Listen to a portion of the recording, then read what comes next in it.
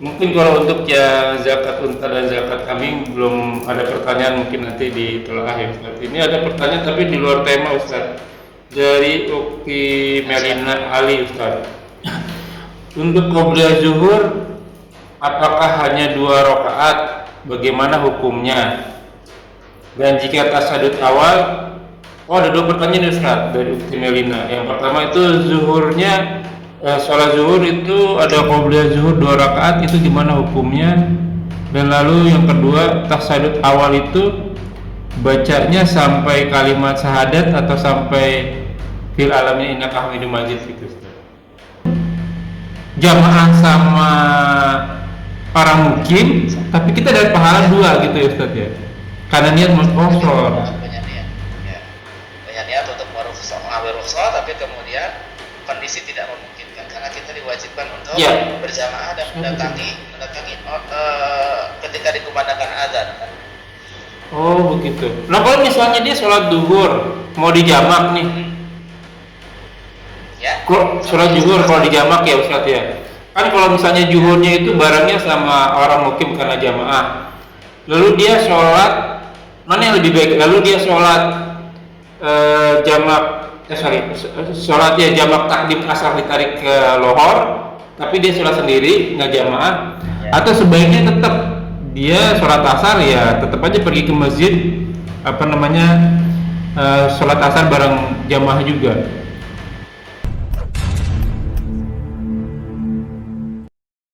La ilaha illallah Muhammadun Rasulullah. Assalamualaikum warahmatullahi wabarakatuh. Waalaikumsalam warahmatullahi wabarakatuh. A'udzubillahi minasyaitonirrajim min hamzihi wa nafthihi wa nafthihi. Bismillahirrahmanirrahim. Alhamdulillahirabbil alamin. Wassalatu wassalamu ala Rasulillah ala nabiyina Muhammadin wa ala alihi washabihi wa man wala ila yaumil qiyamah wa la haula wa la quwwata illa billah. Walladzi arsala rasulahu bil huda wa dinil haqq liyudhhirahu ala dini kulli walau karihal musyrikun. Alhamdulillah nahmaduhu wa nasta'inu wa nastaghfiruh wa na'udzu billahi min shururi anfusina wa sayyiati a'malina may yahdihillahu fala mudilla lahu wa may yudlil fala hadiya lahu. Asyhadu an la ilaha illallah wa asyhadu anna Muhammadan abduhu wa rasuluhu nabiyyu barak. Rabbi shrah li sadri wa yassir li amri wa hlul 'uqdatam min lisani yafqahu qawli. Amma ba'du. Alhamdulillahirabbil alamin, rabbis samawati wal ardh.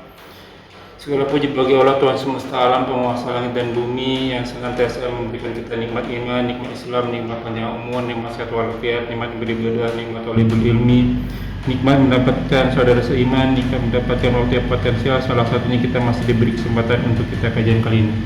Salawat serta salam tak lupa kita aturkan kepada junjungan kita, suri tauladan kita, Sayyidina wa Habibina Muhammad sallallahu alaihi wasallam.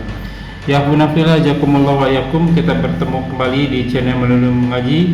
Kali ini kita bekerja sama dengan Mahat Dar Ilmu. Kita membahas kitab Bulughul Maram karya Al-Hafiz Ibnu Hajar Asqalani. Alhamdulillah kita telah masuk ke dalam bab zakat. Nama kajian kami kali ini dipandu oleh Ustadz yang nanti kita akan berikan kurikulum vitae-nya karena kali ini Ustadznya yang baru, alhamdulillahirabbil alamin. Dan beliau telah hadir di antara kita. Semoga beliau diberikan kesehatan, diberikan kekuatan, diberikan kemurahan rezeki dan dimudahkan segala urusannya. Selanjutnya mari sama-sama kita simak kajian kita kali ini. Bila ada pertanyaan seperti biasa ditanyakan dari kolom komentar dan insya Allah akan ditanyakan pada kesempatan dan waktu yang tepat. Semoga berguna bagi Ikhwanul selaku penuntut ilmu, mobil khusus anak al-fakir dan tanpa banyak kata untuk waktu dan tempat kepada guru Unda Tafadhol Mashkuro. Assalamualaikum Ustaz. Waalaikumsalam warahmatullahi wabarakatuh. Sehat Ustaz? Mahatnya aman Ustaz? Ustaz, kita perkenalkan diri dulu ya Ustaz ya. Sebentar ya.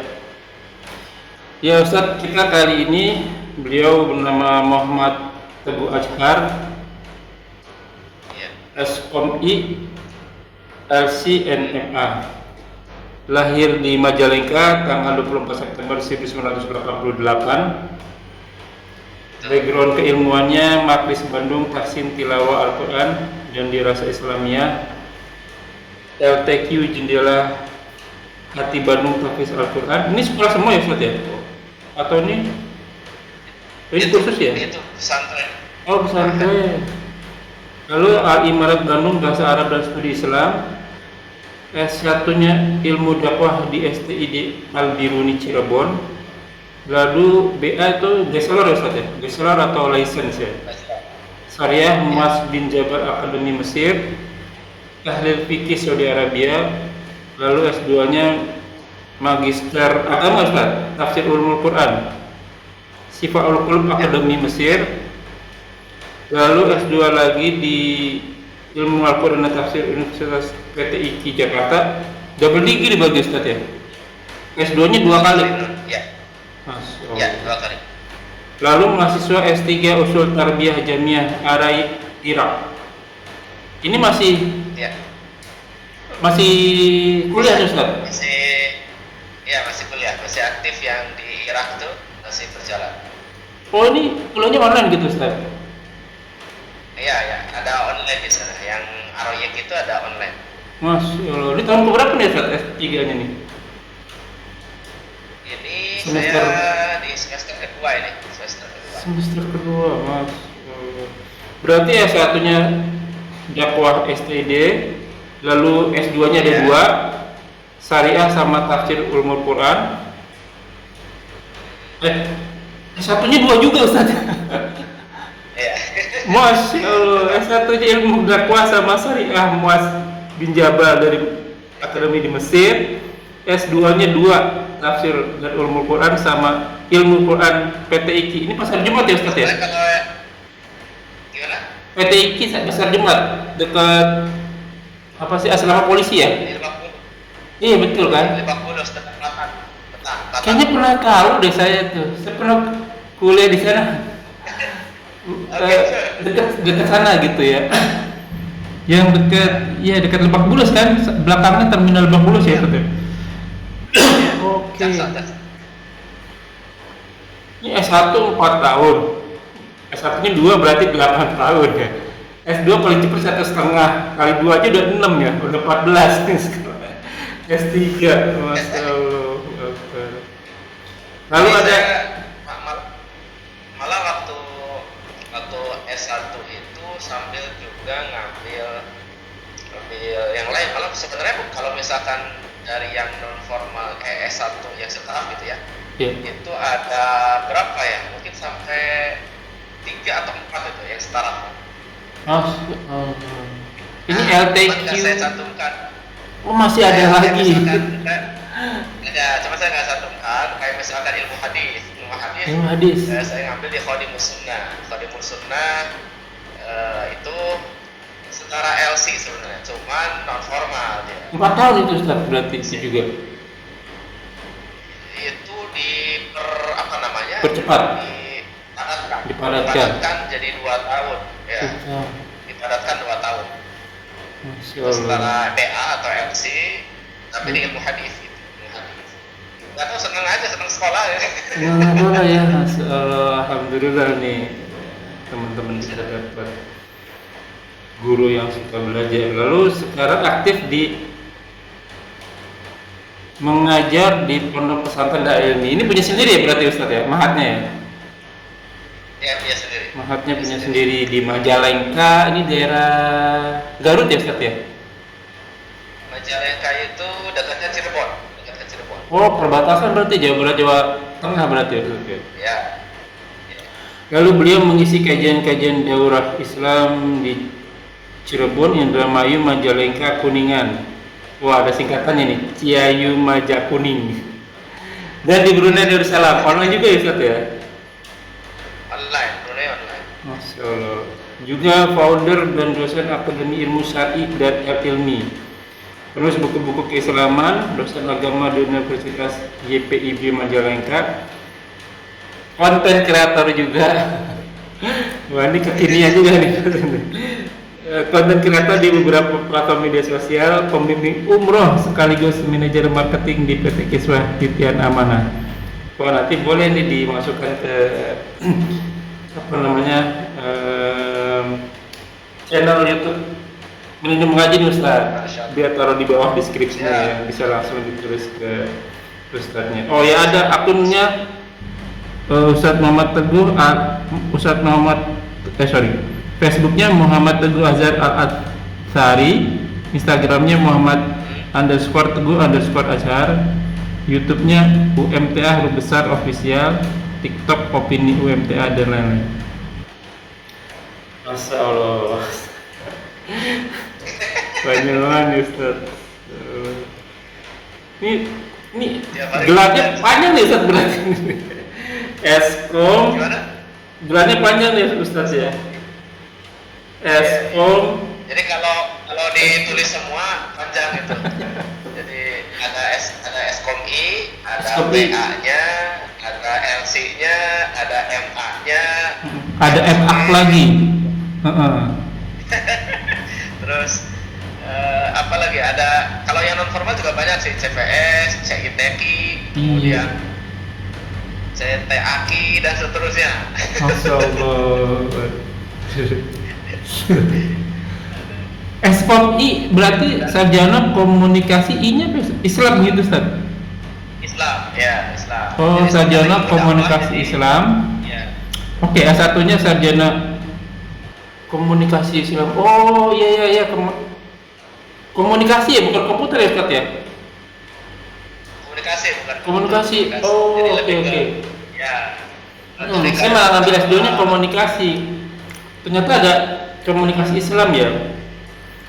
Iya. S1-nya komunikasi Islam, lalu S1 yang lainnya itu license, berarti ini keagamaan ya. Yang lebih syariah. Lalu S2-nya itu MA itu Master apa ya? Master of Art. Oh, Master of Art. Tapi jurusannya tafsir ya. Tafsir Ulumul Quran. Ya. Lalu ambil S2 lagi Master Agama. Oh, tadi Master of Art sama Master Agama beda ya, padahal sama-sama agama Ustaz ya. Tapi beda gelar ya. Kalau MA kan dari luar negeri. Oh, iya benar-benar. Kalau yang dalam negeri MAG gitu. Iya Master of Art. Tapi kalau di Indonesia dia agama juga ya berarti Ustaz ya. Iya. Kalau Indonesia itu license, luar negeri license. Kalau Indonesianya bachelor atau sarjana gitu Ustaz ya. Iya. Alhamdulillahirabbil alamin. Nah Ustaz, kita Bulughul Maram Ustaz, sekarang udah masuk ke nomor hadis 265 ya. 625. Ya. Kemarin kita bahas udah sampai zakat unta, di mana untanya udah sampai 120 ekor. Oh gitu. Ya. Nah ini mungkin di halaman berikutnya, halamannya kalau yang di saya ya pakai Bulughul Maram e-book itu halaman 280 berarti Ustaz.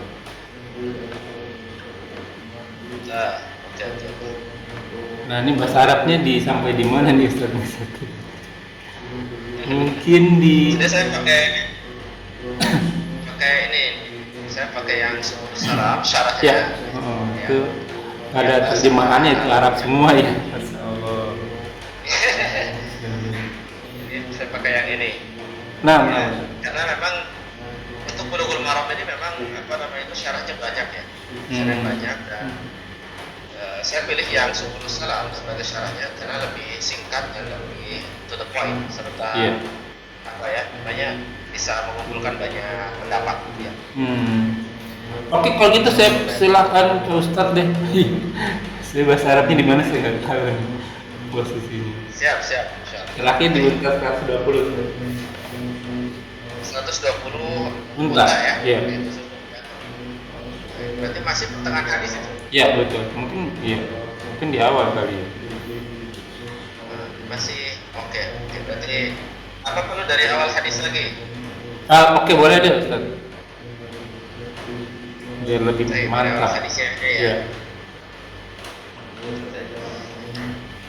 Bismillahirrahmanirrahim. Alhamdulillah wassalatu wassalamu ala Rasulillah nabiyina Muhammadin wa ala alihi wa sahbihi wa mawalah ila yaumil qiyamah wa la hawla wa la quwwata illa billahi amma ba'd. Dan para pendengar sekalian rahimani wa rahimakumullah. Insyaallah taala kita akan membahas kitab zakat, yakni kitab tentang zakat pada pertemuan. Nah, kali ini melanjutkan dari pembahasan sebelumnya ya. Nah, Pembahasan dari materi sebelumnya seperti itu sudah sampai ke, kalau di saya nomor hadis 623 ya, 623. Mungkin kalau di pendengar mungkin berbeda ya. Yang Ya. pasti kita masih di awal-awal dari bab zakat ini. nah, Ya, masih di kitab zakat. Nah, dari hadisnya berarti hadis yang kedua di kitab Nah. zakat. Hadis yang kedua di kitab zakat. Kita akan mengulas sedikit mungkin dari awal supaya tidak terputus, gitu ya. nah. Kemudian kita lanjutkan sampai mudah-mudahan sampai selesai hadisnya, ya, selesai hadisnya seperti itu. Baik, kita baca hadisnya.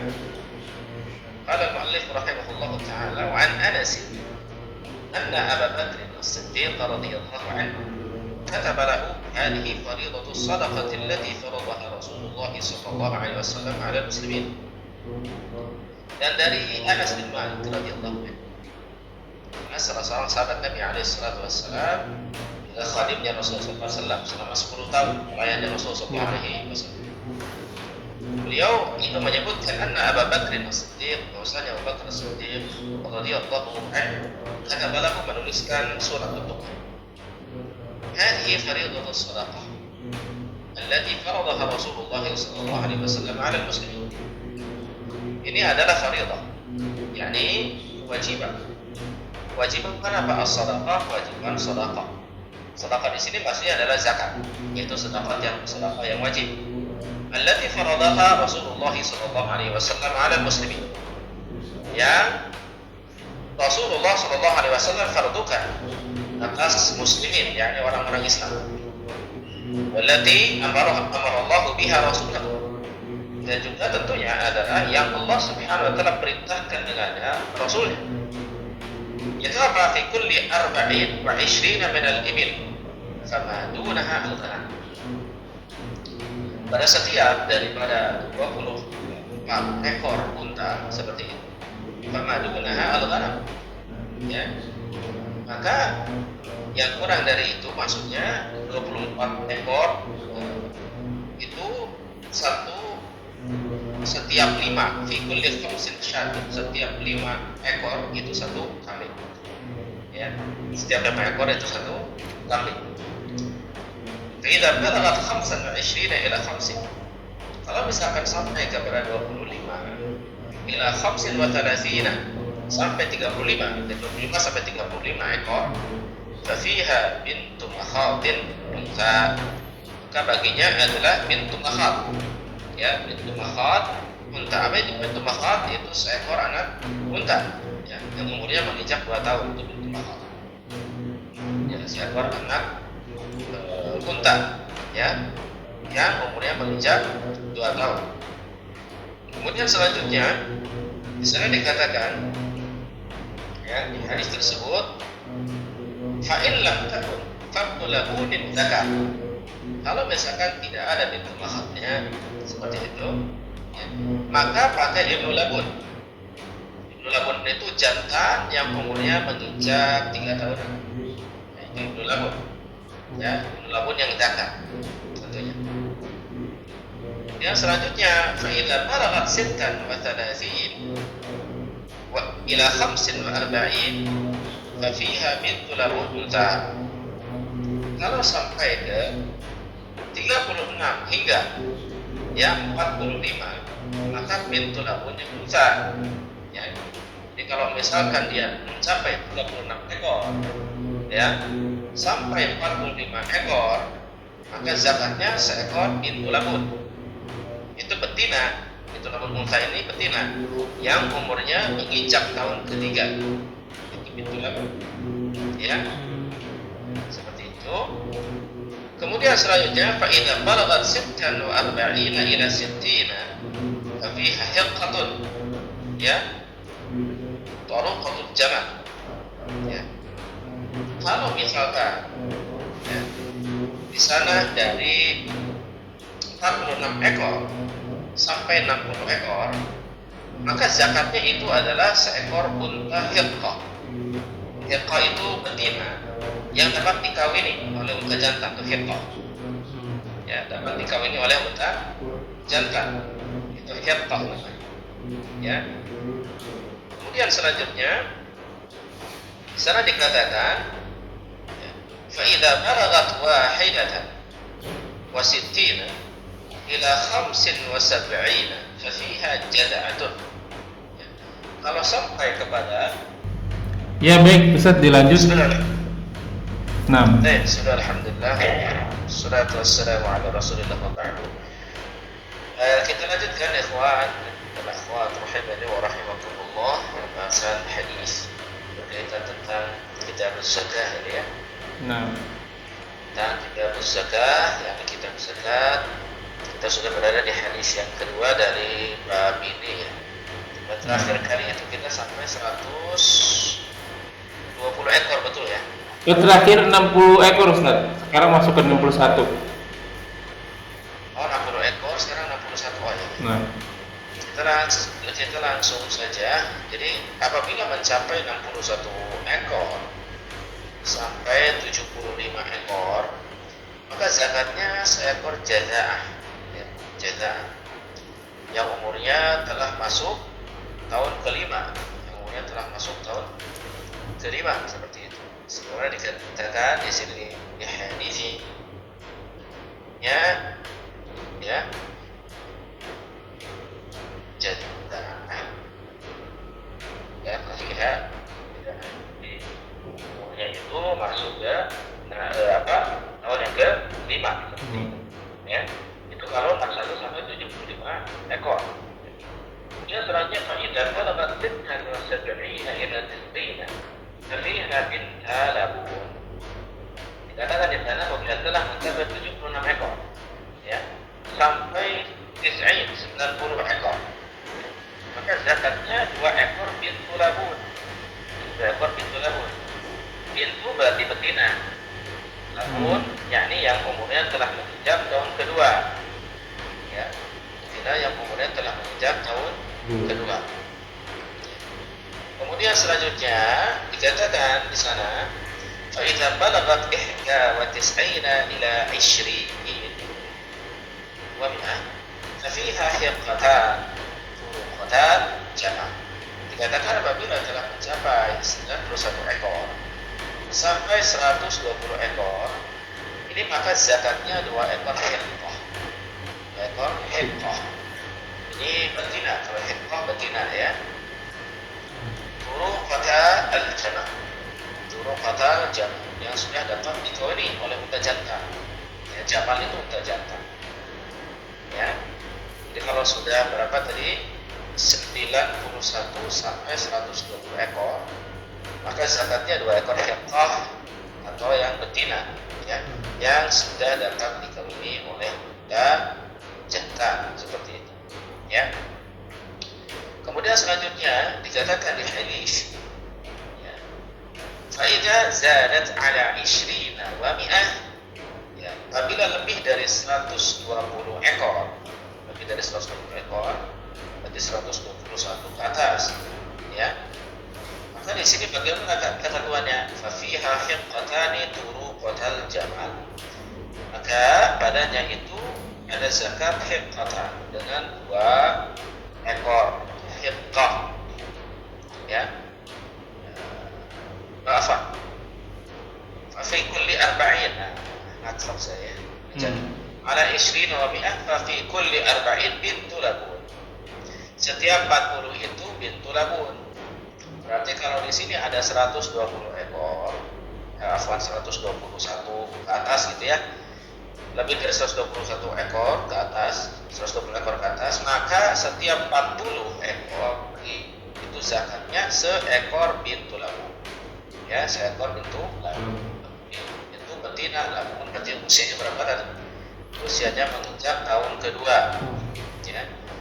Setiap 40. Jadi kalau misalkan dia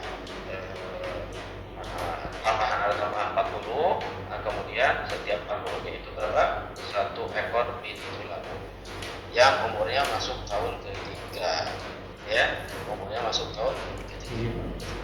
Wa fi kulli khamsina hiqqah, dan setiap 50 ekor. Kemudian bagaimana di sana? Wa fi kulli khamsina hiqqah, dan setiap 50 ekor.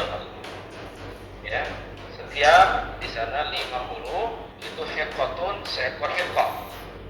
Zakatnya seekor hiqqah yang mulai masuk tahun keempat tadi. Ya, yang mulai masuk tahun keempat. Kalau yang nambah dari 121 ke atas itu setiap 40 itu pintu labun yang masuk umur ketiga. Kalau 50 masuk umur kedua, setiap 50 keempat, ekornya masuk umur keempat. Wa man lam yakun ma'ahu illa arba'un min al-ibil falaysa fiha shadaqatun illa an yasha'a rabbuha. Dan orang yang hanya memiliki 4 ekor unta, tidak wajib mengeluarkan zakat, ya. Hanya memiliki 4 ekor unta, tidak wajib mengeluarkan zakat kecuali bila dikehendaki oleh pemiliknya, ya, kecuali bila dikehendaki oleh pemiliknya. Wa fi sadaqatil ghanam fi sa'imatiha idza kanat 40 ila 20 wa 100 syatun. Mengenai zakatnya kambing dalam pengembalaan sendiri atau mencari makan sendiri ialah apabila telah mencapai 40 ekor, ya, 40 ekor sampai 120 ekor, zakatnya seekor kambing. Zakatnya seekor kambing. Fa idza zadat ala 20 wa 100 ila 200 fa fiha syatani. Apabila lebih dari 120 ekor hingga 200 ekor, maka zakatnya 2 ekor kambing, ya, 2 ekor kambing. Kemudian selanjutnya dikatakan di sana, ya, idza zadat ala 200 ila 300 fa fiha 3 syahin. Apabila lebih dari 200 ekor hingga 300 ekor, maka zakatnya 3 ekor kambing, ya. Kemudian selanjutnya fa idza zadat ala 300 fa fi kulli 100 syatun. Kalau ditambah atau bertambah atau lebih daripada 300 ekor, fa fi kulli 100 syatun, maka setiap kali 100 itu 1 ekor kambing, ya. Setiap 100 seekor kambing, ya. Kemudian selanjutnya فإذا كانت سائمة الرجل ناقصة من 40 شاة واحدة فليس فيها صدقة. Apabila kambing yang dilepas mencari makan sendiri kurang dari 40 ekor, seperti itu, kurang dari 40 ekor, maka ia tidak wajib mengeluarkan zakat. Kecuali, ya, kecuali bagaimana? Dikatakan di sana illa ayyasha rabbuha, kecuali apabila dikehendaki oleh pemiliknya, seperti itu, ya. Kemudian selanjutnya wala yujma'u baina mutafarriqin wala yufarraqu baina mujtami'in khasyata as-sadaqah. Tidak boleh dikumpulkan kambing yang terpisah dan tidak dipisahkan kambing yang terkumpul karena takut mengeluarkan zakat, ya. Ya. Selanjutnya di sana jelaskan wa ma kana min khalitayn fa innahuma yataraja'ani bainahuma bis-sawiyyati wa la yukhraju fi as-sadaqati harinatun wa la datu 'awarin wa la taysu illa an yasha'a al-musaddiq, ya. Kambing kepunyaan 2 orang yang berserikat waktu zakat, hanya sudah berhubung dengan adil, ya, tidak dapat dikeluarkan untuk zakat hewan yang sudah amat tua dan hewan jantan, kecuali jika dikehendaki oleh pemiliknya. Gitu. Maka berkat fi mi'atai dirhamin rub'ul ushri fa in lam takun illa 90 wa 100 falisa fiha sadaqatun illa an yasha'a rabbuha. Dan di sana dikatakan bahwasanya tentang zakat riqah itu perak. Dalam setiap 200 dirham, zakatnya itu 21/2%. Ya. Jika hanya 160 dirham, dikatakan ya tidak wajib mengeluarkan zakat kecuali bila dikehendaki oleh pemiliknya. Ya, dikehendaki oleh pemiliknya. Wa man balaghat 'indahu min al-ibli sadaqatul jad'ati wa laysat 'indahu jad'atun wa 'indahu hiqqatun fa innaha tuqbalu minhu wa yaj'alu ma'aha shatayn in istaysarata lahu aw 20 dirhaman aw 20 dirham.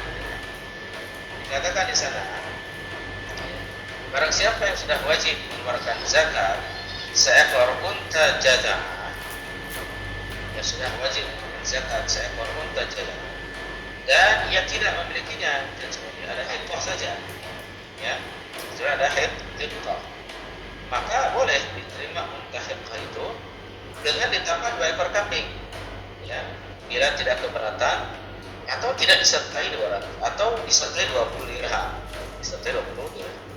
ya, tidak ada subsidi, ya. Kemudian selanjutnya, wa man balagat 'indahu sadaqatul hiqqati wa laysat 'indahu al-hiqqah wa 'indahu al-jad'ah fa innaha tuqbalu minhu al-jad'ah wa yu'tihi al-musaddiq ya 20 dirhaman aw syataini. Jelaskan sana, ya.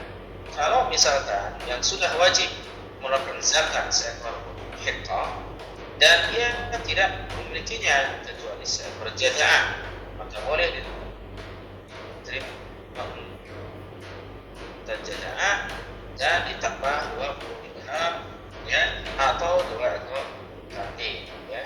Hadis riwayat Al-Bukhari. Nah, seperti itu. Ini tadi kalau tadi yang dibahas itu berkenaan tentang zakat unta dulu, ya. Setelah itu zakat kambing. Demikian. Baik. Gimana? Apa kita Syukran. atau ada Jazakallah Ustaz. Kita ke pertanyaannya Ustaz. Siap. Nah, mungkin kalau untuk ya zakat unta dan zakat kambing belum ada pertanyaan, mungkin nanti ditelaah ya Ustaz. Ini ada pertanyaan tapi di luar tema Ustaz. Dari Ukti Melina Ali Ustaz. Untuk qobliyah zuhur apakah hanya 2 rakaat? Bagaimana hukumnya? Dan jika tasyahud awal, ada 2 pertanyaan Ustaz dari Ukti Melina. Yang pertama itu zuhurnya, sholat zuhur itu ada qobliyah zuhur 2 rakaat, itu gimana hukumnya? Dan lalu yang kedua, tasyahud awal itu bacanya sampai kalimat syahadat atau sampai fil alamin innaka hamidum majid gitu Ustaz. Baik, Masya Allah. Pertanyaan bagus, ya. Yang pertama terkait dengan qobliyah zuhur. Nah, qobliyah zuhur itu, ya, itu bisa 2 rakaat, bisa juga 4 rakaat. Adapun yang 2 rakaat tentu berdasarkan hadis riwayat Ibnu Umar, bahwasanya mengatakan bahwasanya rakaatai qabla dhuhri itu termasuk ke dalam 10 rakaat yang rawatib, ya. Ini hadis riwayat Ibnu Umar. Jadi 2 rakaat sebelum zuhur. Ada hadis lain yang menyebutkan bahwasanya 4 rakaat sebelum zuhur. Sehingga kalau dijumlahkan seluruh daripada sholat rawatib itu adalah 12 rakaat. Ya, man shalla 12 raka'atan, siapa yang sholat 12 rakaat fi yaumin wa lailatin, di sehari semalamnya, maka bunya lahu baitun fil jannah, dan dibuatkan istana di surga, dan begitu. Kalau misalkan dia 12 rakaat sehari semalam, kalau 12 rakaat itu kemudian di riwayatnya dijelaskan bahwasanya qobliyah zuhur 4 rakaat, ya. Jadi kalau dihitung berarti qobliyah subuh 2 rakaat, qobliyah zuhurnya 4 rakaat, berarti sudah 6 rakaat ya. 6 ya. Kemudian ba'diyah maghrib 2 rakaat, itu sudah berapa? 8. Ba'diyah zuhur 2 rakaat menjadi sudah 8 ya. 8. Kemudian ba'diyah maghrib 2 rakaat itu sudah 10, dan ba'diyah isya 2 rakaat 12. berarti 12. Berarti 12 rakaat itu manakala qobliyah zuhurnya 4 rakaat. Kalau qobliyah zuhurnya itu 2 rakaat, berarti 10. totalnya cuma 10 rakaat. Iya. Ya. Nah, kalau 10 rakaat, 10 rakaat ini berdasarkan hadis riwayat Ibnu Umar radhiyallahu anhu. Adapun yang 12 rakaat, ini hadis riwayatkan Abu Hurairah seingat saya, ya. Dan itu yang 12 rakaat itu ada fadilah keutamaan, yaitu mendapatkan rumah di surga, ya. Kalau 12 rakaat saya disebut. Nah, atau istana di surga ya. Masyaallah. Bagaimana tata caranya? Tata caranya tentunya adalah untuk yang 2 rakaat kita mafhum terkait dengan itu ya. Sementara untuk yang 4 rakaat ini ada 2 cara. Cara yang pertama dipisah dengan 2 kali salam. 2 berarti. Ya. Cara yang kedua itu bisa digabungkan. Langsung 4 rakaat gitu ya. Dan tasyahud awal ya. Ada yang cara yang kedua di riwayat Muslim itu 4 rakaat tapi ada tasyahud awal. Ya. 4 rakaat tapi ada tasyahud awal. Nah, cara seperti itu dibolehkan. Seperti itu. Ya, itu masih sesuai sunnah. Sunnah Nabi sallallahu alaihi wasallam. Kemudian untuk tasyahud awal itu terjadi istilah di kalangan para ulama itu sampai ke mana? Sebagian ulama di kalangan Hanabilah itu menyebutkan sampai bacaan tasyahud. Asyhadu an la ilaha illallah wa asyhadu anna Muhammadan abduhu wa rasuluhu. Sampai sana. Kemudian sebagian lagi itu membaca salawat. Ya. Tapi ada yang full, ada yang tidak. Sebagian memahami full sampai fil alamin innaka hamidum majid. Sebagian memahami cukup sampai Allahumma sholli ala Muhammad wa ala ali Muhammad. Nah, kalau pada pendapat Syafi'iyah itu mengatakan bahwasanya cukup sampai salawat Nabi sallallahu alaihi wasallam, Allahumma sholli ala Muhammad wa ala ali Muhammad. Jadi tidak perlu untuk salawat Ibrahimiyah sampai beres. Ini menurut Syafi'iyah.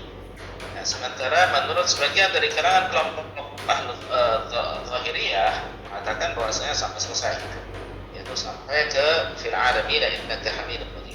Sementara menurut Hanabilah tasyahud awal itu adalah yang namanya tasyahud awal itu tanpa salawat dan doa. Berarti karena dia belum selesai salat, dia bacanya sampai asyhadu an la ilaha illallah wa asyhadu anna Muhammadan abduhu wa rasuluhu, sampai itu. Ya. Nah, manakah yang terkuat ya? Jadi kalau yang kita perhatikan, kita melakukan yang namanya turukul jam'i atau thariqatul jam'i, mengkompromi ikan ya dari pendapat yang ada. Maka yang tepat adalah supaya tetap bisa keluar dari perselisihan pendapat, maka kita tetap baca sholawat tapi tidak sampai selesai. Pendapat Syafi'iyah dalam hal ini menurut kami ini lebih kuat. Kalau sampai Allahumma sholli ala Muhammad wa ala ali Muhammad. Nah, cukup kami salah. Allahu ta'ala. Oh iya. Nah, Ustaz, saya konklusi itu apa ya? Saya simpulkan sebentar ya, Ustaz ya. Jadi pertanyaan pertama dari Ukti Melina, sholat duhur itu ada yang 2 rakaat, sholatnya seperti biasa, sholat 2 rakaat. Tapi yang jadi masalahnya 4 rakaat nih. 4 rakaat ada beberapa macam ya, Ustaz ya. Yang pertama bisa 2 rakaat, maksudnya 2 kali salam. Yang kedua bisa 4 rakaat langsung tanpa tasyahud awal. Yang ketiga 4 rakaat tapi tanpa pakai tasyahud awal gitu ya, Ustaz ya. Jadi 4 rakaat ada 2, ada tasyahud awal sama tidak tasyahud awal gitu, Ustaz. Iya, betul. Oh, oke. Betul. Oke, untuk yang pertanyaan kedua, untuk tasyahud awal bacaannya itu ada khilafiyah, ada yang sampai ada yang sampai syahadat aja, ada yang sampai salawat Nabi sampai fil alamin innaka hamidun majid. Tapi yang paling rajin gimana tadi Ustaz? Yang paling kuat maksudnya? Yang keluar dari persisian pendapat Iya. yang paling kuat yaitu sampai Allahumma sholli ala Muhammad wa ala ali Muhammad. Oh, baca salawat juga tapi nggak sampai, maksudnya nggak lengkap gitu Ustaz. Itu yang paling kuat ya? Ya, Oh, ya, oke. insyaallah. Baik, ini udah 19 menit berarti satu pertanyaan lagi Ustaz ya. Saya kemarin nemuin, saya lupa lagi. Saya pernah baca di Al-Quran itu bahwa Allah itu lebih suka di mana hambanya itu mengambil yang ruksah dari Allah gitu Ustaz. Benar nggak sih itu Ustaz?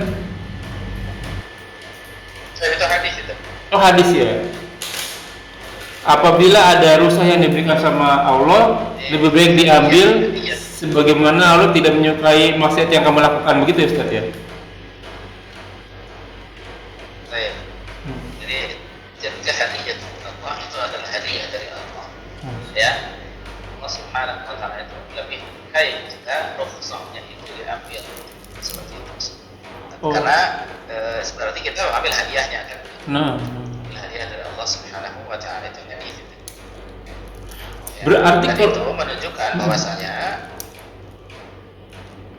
lanjut ya, Ustaz. menunjukkan bahwasanya Allah Subhanahu ya itu menunjukkan bahwasanya Allah Tabaraka wa taala yang memiliki sifat rahmat ya, sifat kasih sayang kepada umatnya, kepada kita semuanya, kepada hamba-hambanya untuk senantiasa mengambil hadiah dari dia Nah, ya.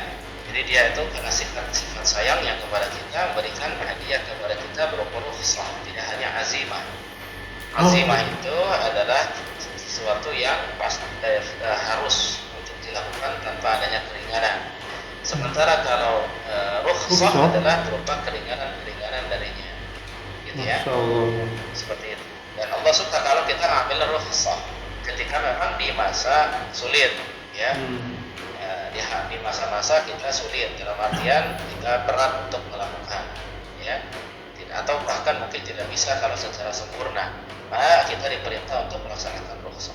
Bukan berarti kita meninggalkan Ya. perintah tersebut, akan tetapi kita tetap melaksanakan hanya mengambil keringanan dari perintah tersebut kalau kita tidak mampu untuk melakukannya secara sempurna. Oke. Ya, sebagaimana Allah berfirman, ya, fattaqullaha mastata'tum. Maka Ya. bertakwalah kalian kepada Allah semampu kalian. Di sini berarti tetap kita melakukan, karena itu bagian dari takwa kepada Allah Subhanahu wa taala, tapi berdasarkan istita'ah atau kemampuan. Oh. Gitu. Baik Ustaz, berarti kalau salah satunya kan musafir atau yang safar, dia mendapatkan rukhsah tuh Ustaz tuh. Betul. Jadi Allah Subhanahu wa taala ya itu senang kalau safar itu kita mengambil rukhsah dalam safar. Oleh karenanya Nabi Shallallahu Alaihi Wasallam belum pernah tuh melaksanakan sholat sempurna 4 rakaat ketika safar. Itu Nabi pasti ngambil rukhsah untuk 2 rakaat, padahal seorang Nabi gitu. Ya. Seorang Nabi, seorang Rasul yang tentu ibadahnya pasti Betul, akan betul, sangat betul. sempurna, paling sempurna. Bukan tetapi beliau tetap mengambil rukhsah. Dan ini jadi pelajaran dan teladan bagi kita semuanya.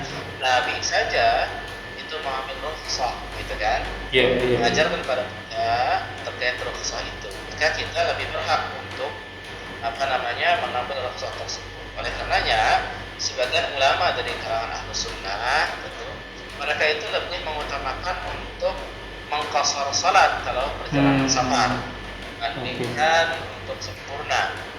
Ya, meskipun sebagian ada yang mengedepankan sempurna itmam dengan 4 rakaat, tapi pendapat ini menurut kami lemah dibandingkan pendapat yang mengatakan bahwasanya cukup diqashar atau ngambil rukhsah, itu jauh lebih bagus. Di jamak nggak dikosong berarti Ustaz ya? Di jamak itu hanya mengumpulkan, ya. Jadi kalau misalkan mau ngambil jamak juga berarti ya di qasar ya di jamak juga, berarti itu jauh lebih ngambil rukhsah gitu. Oke. Oh, lebih ringan malah jadinya Ustaz. Ya, lebih ringan, lebih mengambil rukhsah. Ya. Tapi Ustaz, walaupun waktunya luang sebenarnya gitu Ustaz, itu nggak apa-apa gitu Ustaz? Nggak apa-apa, meskipun waktu luang tidak apa-apa, karena sebenarnya kata Nabi SAW, safar itu adalah minal adab, di antara adab, siksaan dari Allah. Jadi safar itu kan penuh dengan kesulitan sebenarnya. Betul. Meskipun santai kelihatannya. Betul. Ya, safar itu disifati berat lah. Tidak sesuai dengan kondisi biasanya kita, itu tidak sesuai dengan kondisi normal. Iya. Sehingga itu dianggapnya bagian daripada ketidaknormalan, bagian daripada hukuman adab. Ya, sehingga kita mengalami masa berat di masa itu. Tapi ya karena dikasih masa berat di masa safar, maka diberikan keringanan oleh Allah dalam masalah saum, masalah sholat menjadi diqasar. Nah ini Ustaz. Gimana Ustaz? Bahkan sebagian ulama seperti Hanabilah, masalah saum saja ya, itu lebih utama untuk berbuka. Buka ya. Iya. Saum. Karena hadiah dari Allah ya. Hadiah dari Allah. Allah suka kalau hadiahnya diambil. Meskipun sehat-sehat aja kita. Betul. Tapi ya Allah lebih suka. Nah berarti kalau begitu umroh dan haji kan jatuhnya safar juga Ustaz. Berarti kalau kita ke Masjidil Haram yang harusnya sholatnya lengkap, tapi karena rukhsah dari Allah, sholatnya dijamak dan dikofar berarti Ustaz. Benar begitu Ustaz? Nah begini. Nah gimana itu Ustaz? Soalnya apa nih Ustaz? Kan di Masjidil Haram itu 1 rakaat itu pahalanya kan 100.000 rakaat ya Ustaz? Iya. Apalagi jamaahnya banyak tuh. Gimana nih Ustaz? Itu kontradiktif kan jadinya. Jadi begini, kalau misalnya kita perjalanan safar kemanapun itu, meskipun ke Masjidil Haram gitu kan, ya, maka kita itu kalau sholat bersama dengan orang yang mukim, kita sholatnya sempurna. Iya, betul. Kita bermakmum di Masjidil Haram misalkan, tetap berarti sesuai dengan rakaat imam. Kalau imamnya rakaatnya 4, ya kita ikutan 4. Iya. Gitu. Kalau kita sebagai makmum. Nah, kalau kita lagi di perjalanan dan kita bertindak sholat sendiri atau kita jadi imam bagi orang yang safar dan bersama kita, barulah kita mengambil rukhsah dengan 2 rakaat tersebut. Nah, berarti kalau gitu yang paling rajin gimana nih Ustaz nih? Kita lagi safar. Nunggu orang mukim selesai baru kita sholat sendiri? Karena pahalanya ya mana yang lebih besar? Bareng sama orang mukim sholatnya sempurna atau kita sholat sendiri karena lagi safar, mana yang lebih rajin nih Ustaz? Tentu kalau kita kan diwajibkan untuk berjamaah sholatnya ya. Jadi meskipun sedang safar itu kan kita juga tetap berjamaah kan. Nah kalau kita berjamaah, jadi di syariat itu dibedakan, kita berjamaah dengan orang mukim, dengan orang safar lagi. Kalau kita berada di masjid safar, masjid di pinggiran jalan seperti itu, yang kemudian di sananya ada jamaah sholat orang mukim, maka kalau kita ikut jadi makmumnya dia, maka kita sempurna sesuai dengan imamnya, gitu kan? Sesuai dengan imamnya. Oke. Sesuai dengan imamnya. Baik. Begitu pula ketika kita ke Saudi, ke Makkah ya, ke Makkah. Kita karena kita sholatnya di masjid, ya wajib di masjid kan? Iya. Berjamaah, kita pasti akan selalu jadi makmum tuh. Betul. Maka kita tetap sempurna. Dan Allah Subhanahu wa Ta'ala tentu tahu, ya, tentu tahu kondisi seperti ini karena Dia yang bikin syariatnya kan begitu ya. Betul. Dia menurunkan syariatnya seperti itu.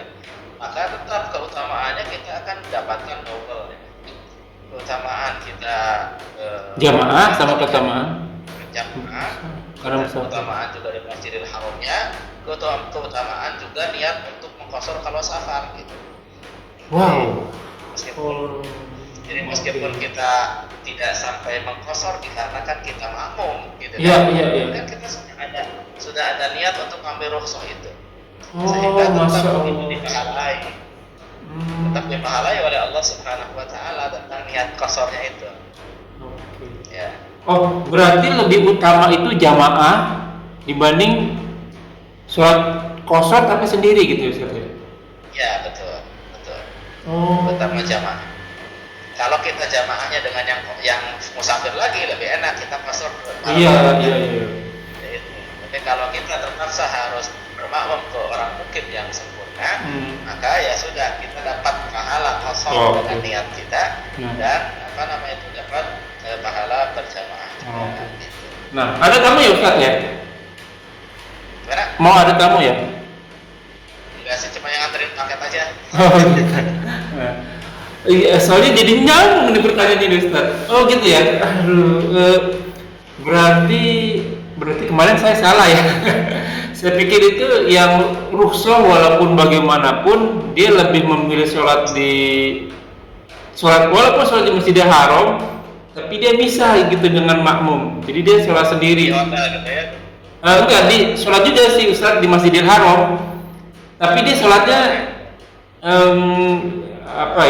memisahkan diri dari jamaah gitu Ustaz. Oh, clear. Tapi ternyata yang lebih baik itu jamaah sama para mukim, tapi kita dapat pahala 2 gitu ya Ustaz ya. Karena niat mengkosor. Punya niat. Ya. Punya niat untuk mengambil rukhsah, tapi kemudian kondisi tidak memungkinkan karena kita diwajibkan untuk berjamaah dan mendatangi ketika dikumandangkan azan. Oh begitu. Nah kalau misalnya dia sholat duhur mau dijamak nih, Ya. Sholat zuhur kalau dijamak ya Ustaz ya. Kan kalau misalnya zuhurnya itu barangnya sama orang mukim karena jamaah. Lalu dia sholat, mana yang lebih baik? Lalu dia sholat jamak takdim asar ditarik ke lohor, tapi dia sholat sendiri nggak jamaah. Atau sebaiknya tetap dia sholat asar ya tetap aja pergi ke masjid sholat asar bareng jamaah juga. Oh ya, siap, pertanyaan bagus. Bagaimana sholat asarnya gitu? Dia tarik di jamak ke zuhur atau misalkan? Iya, tapi dia nggak jamaah jadinya sholat asarnya, tapi dia sendiri rukhsah gitu. Jadi nggak jamaah gitu ya. Walaupun waktunya luang sebenarnya Ustaz gitu. Dia asar juga nggak kemana-mana sebenarnya gitu. Ya, jadi sebenarnya kalau misalkan dia sudah sampai ke tempat seperti di Mekah gitu ya, nanti kan sebenarnya dia sudah nazil itu sudah sampai di tempat. Kalau sudah nazil sampai di tempat itu, tentu yang lebih utama sebenarnya adalah sesuai dengan waktunya. Ya, ini, gitu. Karena kita sudah sampai kondisinya, kita sedang di perjalanan lagi. Meskipun kita masih dikatakan seorang musafir karena tidak sedang iqamah atau tidak sedang tinggal di sana, kan begitu. Betul. Cuma lebih baik adalah untuk sesuai waktunya, tapi tidak di jamaah. Apalagi kalau di hotelnya dekat lagi dengan Masjidil Haramnya. Iya. Misalkan, jelas kita lebih utama untuk sesuai waktunya. Apalagi kalau waktunya luang. Kecuali memang kalau kita banyak agenda atau kegiatan di sananya. Nah, maka silakan boleh untuk dijamaah. Ya, jadi sehingga jamaah qasar lagi. Misalkan salat zuhur kita ikutan 4 rakaat bersama imam. Nah, nanti kita tarik langsung setelah sholat zuhur, kita langsung sholat asar, kita iqamah lagi, kemudian kita laksanakan dengan cara qasar yaitu 2 rakaat karena kita masih dalam kondisi safar. Nah, itu boleh. Itu pun batasnya maksimal sampai 4 hari, gitu kan? Nah, wah, ini pertanyaan berikutnya nih. Oke. Nanti kita lanjut. Dari 4 hari ya sudah biasa lagi. Gitu. Ya, dari 4 hari ya sudah biasa lagi. Kecuali nanti biasanya tapi kan tidak akan lama di Mekah juga kita. Iya. Biasanya paling berapa hari kan?